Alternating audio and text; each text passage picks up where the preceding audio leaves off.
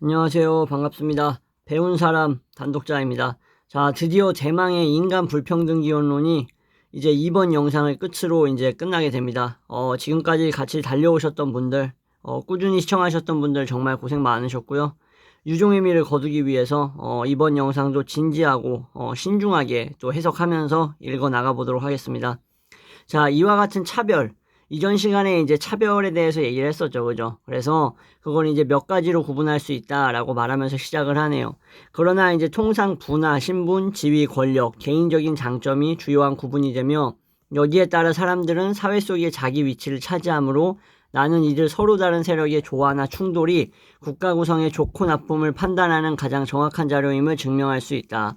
즉, 이 네 가지 불평등 속에서 개인적인 성질의 것이 다른 모든 것의 기원이므로 나는 부가 불평등들이 귀착되는 근원적인 불평등임을 보여줄 수 있다. 그러니까 이 부라는 것이 여러 가지 종류의 이제 사회적 불평등들이 귀착되는 곳에 근원적인 불평등이 될 수 있다라는 거죠. 왜냐하면 그것은 가장 직접적인 안락을 위해 유용하며 가장 쉽사리 전할 수 있으므로 인간은 그 밖의 모든 것을 사들이기 위해 이 부를 자유롭게 처리할 수 있기 때문이다. 이러한 관찰을 통해서만 우리는 각 민족이 원시제도로부터 떨어져 있는 정도와 타락의 궁극점으로 향하게 된 과정을 상당히 정확하게 판단할 수 있다. 부를 관찰하면 얼만큼 원시로부터 떨어져 있는지, 얼마나 자연 상태로부터 타락했는지 이런 것들을 판단할 수 있다는 거죠. 나는 모든 사람을 번민하게 만드는 저 평판, 명예와 특권에 대한 보편적 욕구가 얼마나 자주 재능이나 능력을 훈련시키고 비교하는지를, 그리고 그 욕구가 얼마나 정념을 자극하고 증대시키는지를 설명할 수 있다. 설명할 수 있다. 자, 그러니까 평판이나 명예, 특권, 이런 거에 대한 욕구가 재능을 더 발달시키게 하고 능력을 이제 훈련하고 이제 상대방과 비교하게 만드는지, 그리고 이런 명예를 얻기 위해서 얼마나 이러한 욕구들이 정념을 자극하고 증대시키는지를 설명해 줄 수가 있다라는 식으로 이제 말하고 있는 거죠. 뿐만 아니라 이제 그 욕구가 얼마나 사람들을 서로 경쟁하게 하고 대항하게 하는지, 아니면 차라리 그들을 적대시켜 자기 권리를 주장하는 그렇게 많은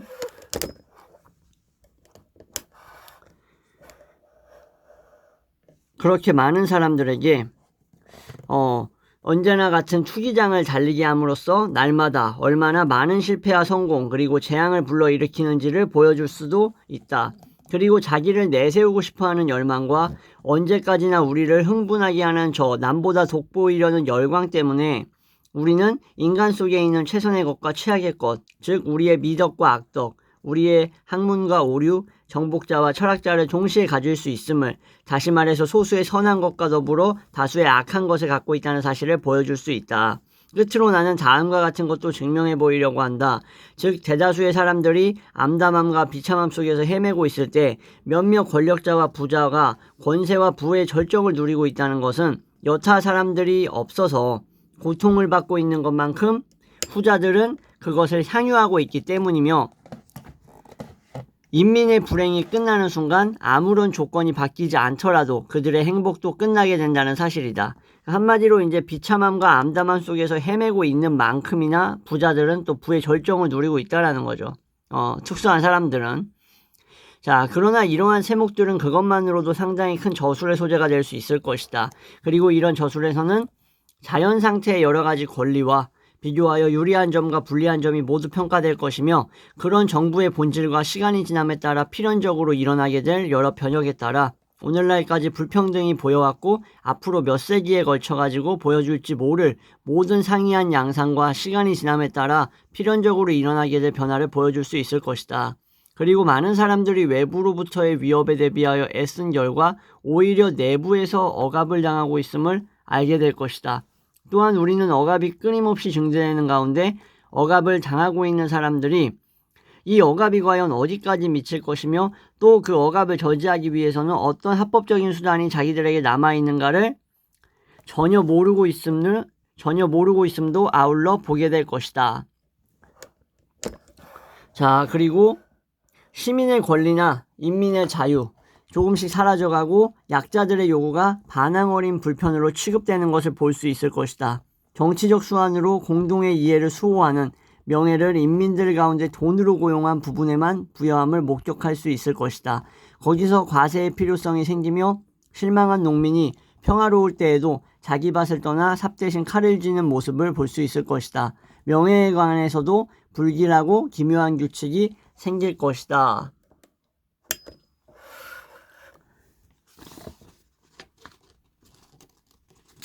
오늘은 제가 왜 이렇게 행동이 이렇게 굼뜬지 모르겠습니다. 자다가 일어나서 그런지 뭔가 혀도 좀 꼬이는 것 같고 양해를 좀 부탁드릴게요.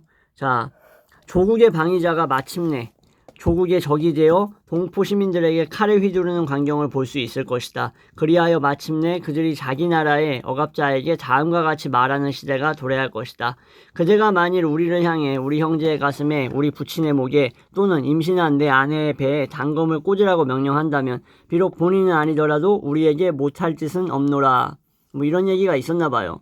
자, 신분과 재산의 불평등, 정념과 재능의 차이, 무익한 기술과 해로운 기술, 보잘것없는 학문으로부터 이성에도 위배되고 행복과 덕에도 한결같이 위배되는 무수한 편견이 생겨날 것이다. 우리는 집결되어 있는 사람들을 분리시켜 약하게 만들 수 있다면 겉으로는 조화를 이루는 듯이 보이면서도 실제로는 분열의 씨를 뿌릴 수 있는 것이라면 또한 권리나 이해, 대립을 통해 여러 계급들에게 서로의 불신과 증오감을 불어넣음에 따라서 그 여러 계급을 억압하는 권력을 강화할 수 있다면 수단과 방법을 가리지 않고 이를 조장하는 통치자도 볼 수 있다. 루소가 이렇게 해석의 문제인지 번역의 문제인지 왜 이렇게 말을 이렇게 어정쩡하게 하는지 잘 모르겠습니다. 좀 이렇게 명료하게 말을 못하나 봐. 그죠? 바로 이 무질서의 번역 속에서 그 추악한 머리를 내밀게 되는 전제 정치는 국가의 어느 부분이건 훌륭하고 건전한 것이 눈에 띄면 닥치는 대로 삼켜버려 마침내는 법률과 국민까지 발 아래 짓밟고 국가의 폐허 위에 우뚝 서게 될 것이다. 전제 정치가 이렇게 안 좋은 면이 있다라는 것을 얘기하고자 하는 것 같아요. 이 최후의 변화가 일어나기 전의 시대는 혼란과 재해의 시대라고 할 수 있다. 그러나 결국은 전제 정치라는 괴물이 모든 것을 삼켜버려 인민은 이미 통치자도 법률도 갖지 못하게 되고 오직 전제군주만을 갖게 된다. 그러니까 전제군주가 이제 모든 것들을 거의 삼켜버리고 지배하고 억압하면서 결국 자기 자신만 돋보이게 만든다는 거죠. 이 순간부터는 풍습이나 미덕이 문제되지 않는다. 왜냐하면 명예에 대하여 아무런 기대도 가질 수 없는 전제정치가 지배하는 곳에서는 전제군주 이외에는 다른 어떤 주인도 허용되지 않기 때문이다. 전제정치가 입을 열자마자 거기에는 고려해야 할 성실이나 의무는 이미 없고 극도로 맹목적인 복종만이 노예들에게 남겨진 유일한 미덕이 된다. 이것이 불평등의 마지막 도달점이며 한 바퀴 돌아서 우리가 출발한 기점에 닿게 되는 종국의 지점이다. 그러니까 전제정치가 되면 사실상 파멸이라는 얘기죠. 여기서는 모든 개인이 다시 평등하게 된다. 왜냐하면 그들은 무이며 신민은 벌써 주인의 의지 이외에는 아무런 법률을 갖지 않고 주인은 자기의 정념 이외에는 아무런 규범도 갖지 않기 때문에 선의관념이나 정의의 원리가 다 사라져버리기 때문이다. 그런데 여러분들 무조건 전제군주들이 자신의 감정에 따라서만 통치를 했을까? 그랬다면은 조선이라던가 다른 합스부르크 이런 왕조들이 그렇게 오랜 시간 지배하는 권력을 가지고 살아갈 수 있었을까? 너무 전제정치에 대해서 한쪽 사이드, 원사이드만 얘기하는 것 같습니다. 그죠? 그렇게까지 비합리적인 제도는 아니었을 거라고 생각해요. 즉 여기서는 모든 일이 다만 최강자의 법률로, 다시 말하면 하나의 새로운 자연상태로 환원되어 있는데 이 자연상태가 이전의 자연상태와 다른 점은 후자가 순수한 자연상태인 비에 전자는 지나치게 부패한 결과라는 것이다. 그러나 이 두 가지 사이에는 거의 차이가 없으며 정부의 계약은 전제정치에 따라 파기되어 있으므로 전제군주는 자기가 최강자로 있는 동안만 지배자이며 사람들이 그를 추방하려고 한다면 그는 그들의 이러한 폭력에 대해 전혀 저항할 수 없게 된다. 술탄을 죽이거나 퇴위시키는 폭동도 그가 전에 신민들의 생명과 재산을 제멋대로 처리한 행위와 마찬가지로 합법적인 행위이다. 오직 힘만이 그를 지탱하고 있으므로 타도하는 것도 역시 힘은 힘으로 타도할 뿐이다. 그런 얘기죠. 모든 일은 이와 같이 자연의 질서에 따라 이루어진다. 그래서 이러한 빈번한 혁명의 결과가 무엇이든 간에 아무도 타인의 부정을 한탄할 수 없으며 다만 자기 자신의 경솔과 불행을 한탄할 뿐이다. 이렇게 해서 인간을 자연 상태에서 사회화 상태로 이끌었음에 틀림없는 망각되고 상실된 행로를 찾아내고 추적을 한다면 내가 방금 보여준 중간적인 상태들과 더불어 시간에 쫓겨 생략했거나 나의 상상이 미치지 못했던 그러니까 자연 상태에서 사회화 상태로 어떻게 이끌어졌는지를 지금 추적하고 있다. 본인이 그 얘기죠. 그래가지고 이제 더불어 시간에 쫓겨가지고 생략했거나 본인 루소 상상이 미치지 못했던 상태들을 복원하게 된다면 조심스러운 독자는 누구나 이 자연과 사회의 두 상태를 떼어놓는 광대한 공간에 놀라지 않을 수 없을 것이다. 그 사이사이에 간극이 엄청나다는 거죠. 자연과 사회 사이에. 독자들은 다름 아닌 이러한 완만한 연속 운동 속에서 철학자들이 해결할 수 없는 무수한 도덕적 정치적 문제의 해답을 찾아볼 수 있을 것이다. 그리고 시대에 따라 인간들도 서로 다르므로 독자들은 디오게네스가 인간을 한 사람도 찾아내지 못했다고 말한 이유는 그가 존재하기 이전 시대의 인간을 자기와 같은 시대의 인간 속에서 찾았던 데에 있음을 느낄 수 있을 것이다. 디오게네스 누군지 아시죠? 거의 뭐 견유학파의 뭐 대표적인 학자인데 뭐 세속적인 거, 속세와 관련된 것들은 거의 다 포기하면서 원통에 들어가가지고 거지처럼 살았던 사람이죠. 되게 유명한 철학자입니다. 그리스에. 자, 그래서 디오게네스가 그렇게 얘기했던 것을 얘기하면서 정치나 도덕적인 이런 수많은 문제의 해답을 이제 해결할 수 없었던 철학자들의 고뇌였는데 이러한 내가 얘기하는 이러한 연속적인 사회 발달 과정을 살펴보게 되면은 해답을 찾아볼 수 있을 거다라고 일종의 자부심을 얘기하고 있는 거예요. 그죠?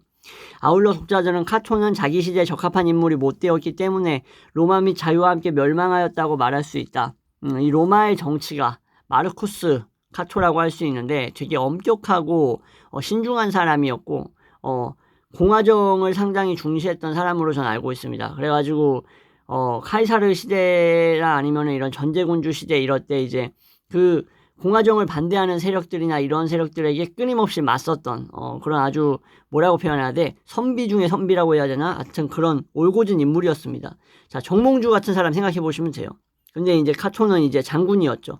자, 정몽주는 장군이 아니었고 아무튼 자기 시대에 적합한 인물이 못 되었기 때문에 로마 자유와 멸망했다고 말할 수 있다가 바로 그거죠. 로마가 어떻게 됐습니까?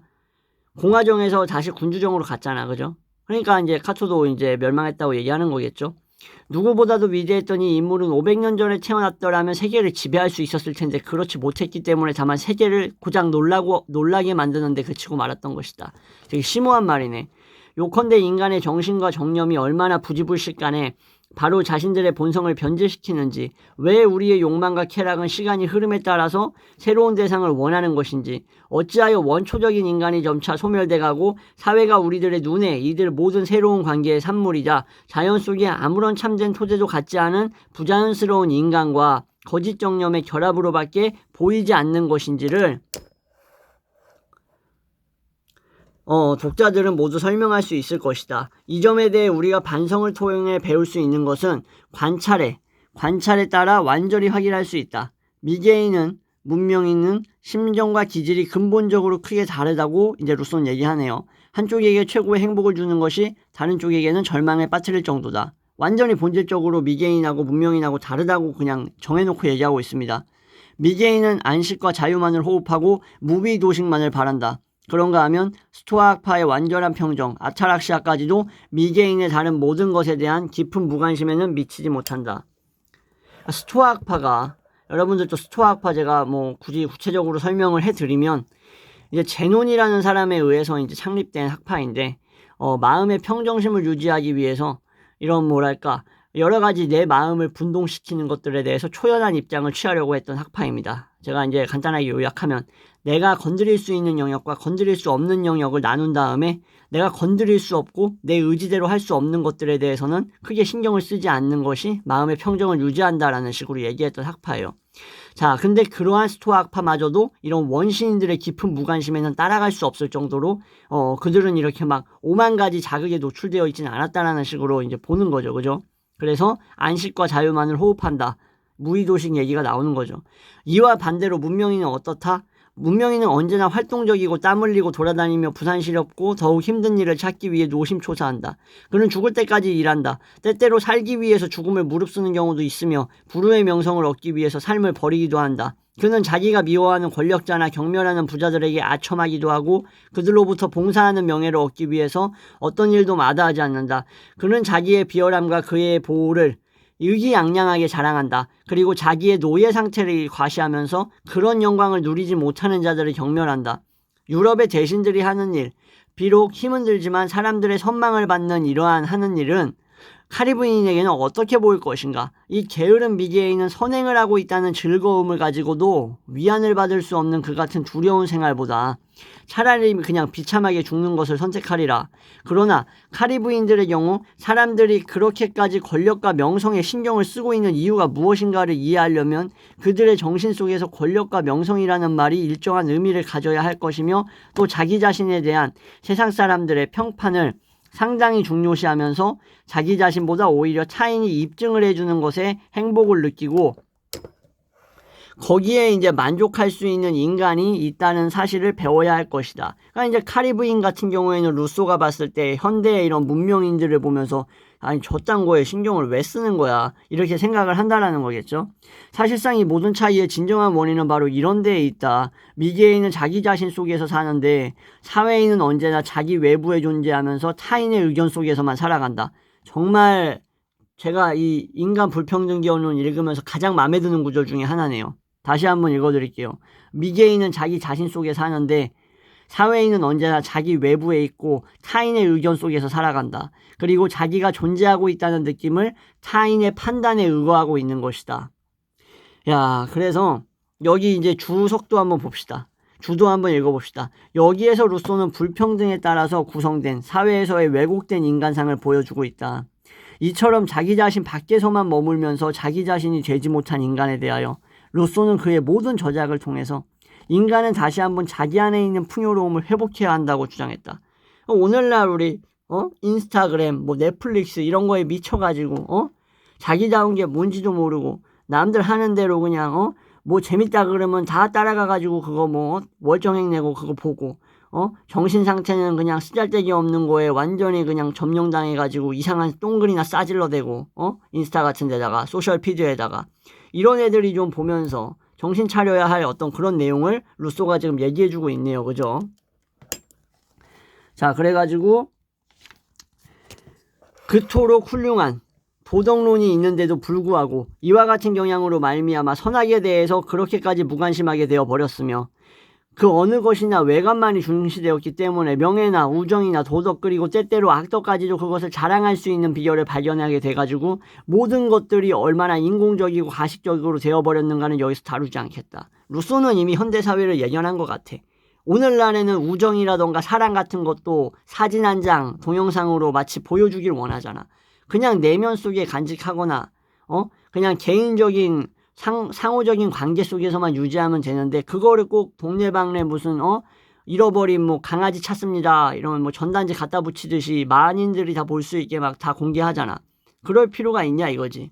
자, 요컨대 그처럼 많은 철학이나 인간애나 예절이나 숭고한 격언에 둘러싸여 있으면서도 언제나 나는 무엇인가 하는 질문을 타인에게는 던지면서도 스스로에게는 네가 무엇인가에 대해서는 묻지 않으며 기만적이고 경박한 외관, 즉 덕이 없는 명예, 지혜 없는 이성, 행복 없는 쾌락을 갖게 된 것은 무엇 때문인가를 따지는 것은 나의 주제에 속하지 않는다. 그러니까 현대인들이 이렇게 병신 새끼처럼 돼버린 것을 왜 그러신가에 대한 이유를 찾는 것은 내 주제에 속하지 않는다는 거예요.